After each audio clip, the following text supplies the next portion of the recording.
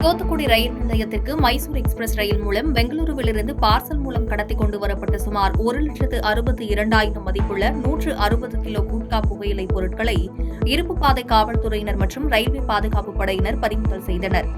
மேலும் கடத்தலில் ஈடுபட்ட நபர்கள் குறித்து விசாரணை மேற்கொண்டு வருகின்றனர்.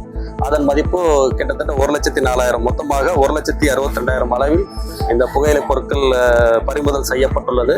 தற்பொழுது இதை அனுப்பியவர் மற்றும் பெறுநர் குறித்தான விவரங்கள் குறித்து விசாரணை ஆரம்பிக்கப்பட்டுள்ளது. விசாரணையின் இறுதியில் அதன் பின்னர் குற்றவாளிகள் கைது செய்யப்பட்டு தொடர் சட்ட நடவடிக்கை எடுக்கப்படும். சமீபத்தில் மதுரை, ஈரோடு பகுதியில் பறிமுதல் செய்யப்பட்டதாக அறியப்படுகிறது. காஞ்சிபுரம் மாவட்டம் ஒரகடம் சிப்காட்டில் 100க்கும் மேற்பட்ட தொழிலாளர்கள் செயல்பட்டு வருகின்றனர். சிப்காட் நிர்வாகம் சார்பில் கனரக வாகனங்கள் நிறுத்துவதற்கு வைப்பூரில் 5 ஏக்கர் பரப்பளவில் வாகன நிறுத்துமிடம் உருவாக்கப்பட்டுள்ளது. இதனை ஒப்பந்தம் எடுத்த தனியார் நிறுவனம் எவ்வித அனுமதியும் இன்றி வாகனம் நிறுத்தும் இடத்தில் எடைமேடை அமைத்து வருகிறது. இதனால் வாகனங்கள் நிறுத்துவதற்கு இடம் பற்றாக்குறை ஏற்படுவதோடு ஒருபுறம் அரசுக்கு வருவாய் இழப்பு ஏற்படும் சூழல் உருவாகியுள்ளதால் விதிமுறைகளை மீறிய தனியார் ஒப்பந்த நிறுவனம் மீது நடவடிக்கை எடுக்க கோரிக்கை வைத்துள்ளனர்.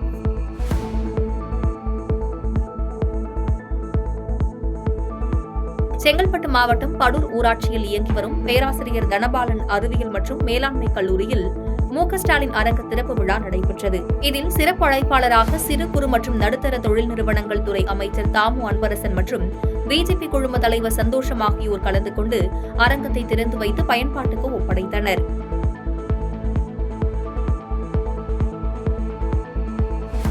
புதுக்கோட்டை மாவட்டம் கந்தர்வக்கோட்டை தாலுகா தச்சங்குறிச்சியில் அமைந்துள்ள புனித விண்ணேற்பு அன்னை ஆலய புத்தாண்டு மற்றும் பொங்கல் விழாவை முன்னிட்டு ஜல்லிக்கட்டு வருடந்தோறும் ஜனவரி மாதம் முதல் வாரத்தில் நடைபெறுவது வழக்கம். அந்த வகையில் இந்த ஜல்லிக்கட்டு போட்டியினை மாவட்ட ஆட்சியர் அருணா முன்னிலையில் சட்டத்துறை அமைச்சர் ரகுபதி, பிற்படுத்தப்பட்டோர் நலத்துறை அமைச்சர் மெய்யநாதன் ஆகியோர் உறுதிமொழி வாசித்து கொடியசைத்து துவக்கி வைத்தனர். இதில் சுற்றுவட்டார பகுதிகளில் இருந்து 700 காளைகள், 300 மாடுபிடி வீரர்கள் பங்கேற்றனர்.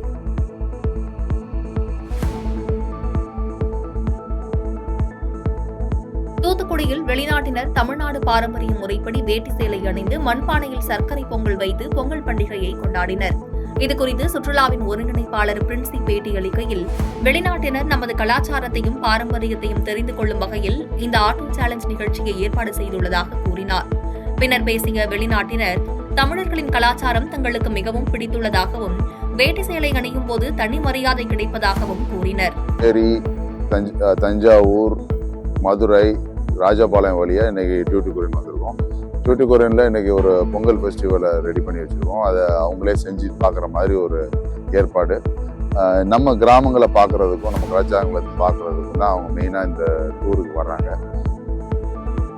முன்னாள் முதலமைச்சர் பேரறிஞர் அண்ணாவின் பிறந்தநாளினை முன்னிட்டு அரியலூர் மாவட்ட விளையாட்டு அரங்கத்தில் மிதிவண்டி போட்டிகள் இன்று நடைபெற்றது. இதனை மாவட்ட ஆட்சியர் ரத்தினசாமி கொடியசைத்து தொடக்கி வைத்த நிலையில் இப்போட்டியில் 13, 15, 17 வயதிற்குட்பட்ட பள்ளி மாணவ மாணவிகள் ஆர்வமுடன் கலந்து கொண்டு தங்களது திறமையை வெளிப்படுத்தினர்.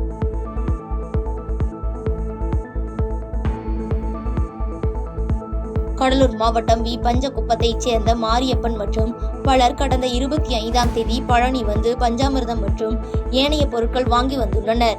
26ஆம் தேதி வீடு திரும்பிய நிலையில் மாரியப்பன் வாங்கி வந்த பஞ்சாமிர்தம் டப்பா ஒன்றில் கரும்பு சக்கை இருந்ததைக் கண்டு அதிர்ச்சி அடைந்து இது குறித்தான வீடியோவை சமூக வலைதளங்களில் பதிவிட்டுள்ளார். மேலும் இது போன்ற அலட்சிய போக்கான செயல்பாடுகளை இந்து சமய அறநிலைத்துறை கண்காணித்து உரிய நடவடிக்கை எடுக்க வேண்டும் என கோரிக்கை விடுத்துள்ளார். மேட்டூர் அணையில் இருந்து டெல்டா மாவட்டங்களுக்கு பாசனத்திற்காக திறக்கப்பட்ட தண்ணீர் கரூர் மாவட்டம் மாயனூர் கதவணையை வந்தடைந்தது. இங்கு நேற்று காலை 1420 கன அடி தண்ணீர் வந்த நிலையில் இன்று காலை வினாடிக்கு 11,386 கன அடி தண்ணீர் வந்து கொண்டிருப்பதால் விவசாயிகள் மகிழ்ச்சி அடைந்துள்ளனர்.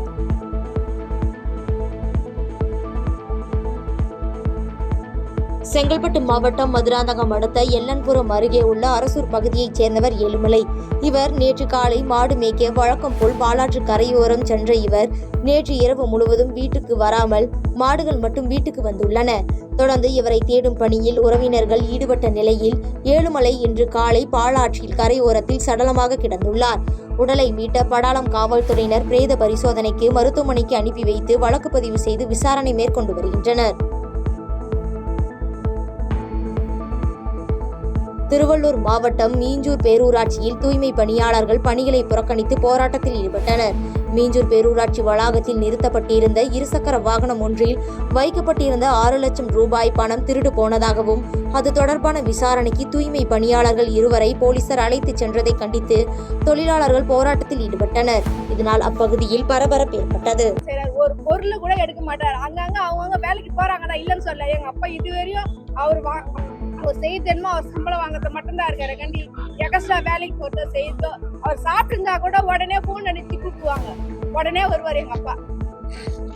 அவ்வளவு சின்சியரா இருந்தாரு. இப்ப இவ்வளவு இதுன்னா அப்ப மத்தவங்களுக்கு எப்படி சொல்லுங்க? இத்தனை வருஷம் சீன் இருக்கே, இப்ப இவ்வளவு இதுன்னா மத்தவங்களுக்கு எப்படி? இன்னும் அடுத்த வருஷம் சீன் இத ரிட்டையர்மெண்ட் ஆக போறாரு. இப்ப அந்த பேர் அவருக்கு தேவையா? இத்தனை வருஷமா நல்ல பேர் எடுத்துட்டு இந்த 6 மாசத்துக்கு அவருக்கு இந்த கெட்ட பேர் தேவையா?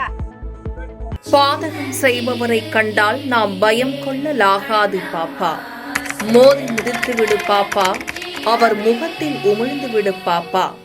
அண்மை செய்திகளை உடனுக்குடன் தெரிந்து கொள்ள இணைந்திருங்கள் எம் நாடு தொலைக்காட்சியுடன்.